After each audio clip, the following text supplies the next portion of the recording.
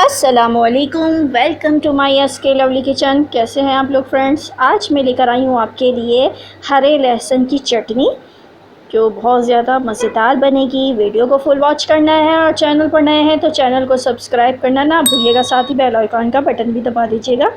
यहाँ पर मैंने लिया है हरा लहसुन। हरा लहसुन जो है वो सर्दियों में आता है और ये बहुत ज़्यादा मज़ेदार इसकी चटनियाँ बनती हैं। इसको सालन में भी यूज़ किया जाता है। तो आज मैं इसकी चटनी आपके साथ शेयर कर रही हूँ।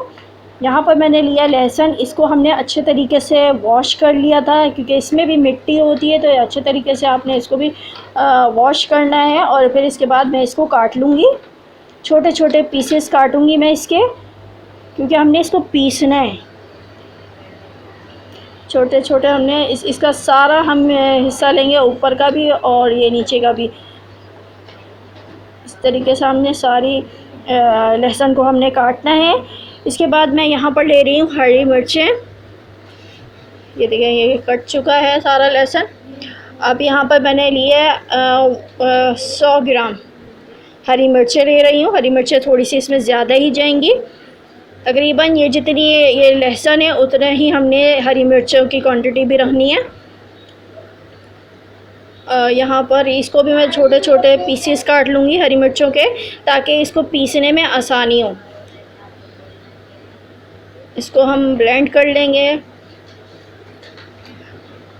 इस तरीके से। और यहाँ पर मैंने लिया है सरसों का तेल।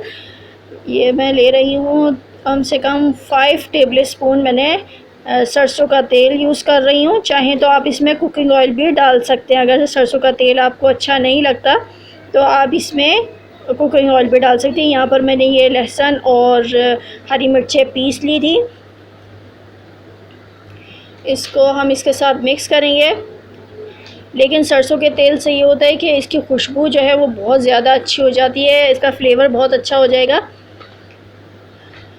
इसको अच्छे तरीके से हम तेल के साथ हमने इसको थोड़ा सा भूनना है।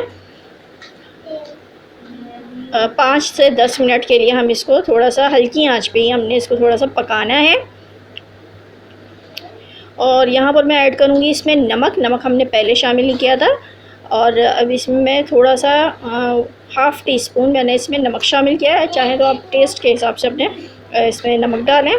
सिरका डाल रही हूँ, विनेगर जिसको कहते हैं, वो इसमें डाल रही हूँ 2 टेबल स्पून। चाहें तो आप इसमें नींबू भी शामिल कर सकते हैं। और इसको इस तरीके से हम सेव कर लेंगे। 15 से 20 दिन के लिए आप इसको सेव कर सकते हैं, ये ख़राब नहीं होगी चटनी। ये देखें, मज़ेदार सी जो चटनी है वो तैयार हो गई है। इसको मैं जब ये ठंडी हो जाएगी तो इसको मैं बॉटल में डाल लूँगी। ये देखें, इस तरीके से मैंने बॉटल में इसको सेव कर लिया है। और इसको आप दाल के साथ खाएं, सब्ज़ी के साथ खाएं, ये बहुत ज़्यादा मज़े की लगती है। और आई होप कि आपको मेरी ये रेसिपी अच्छी लगी होगी। मिलती हूँ नेक्स्ट रेसिपी के साथ, तब तक के लिए अल्लाह हाफ़िज़।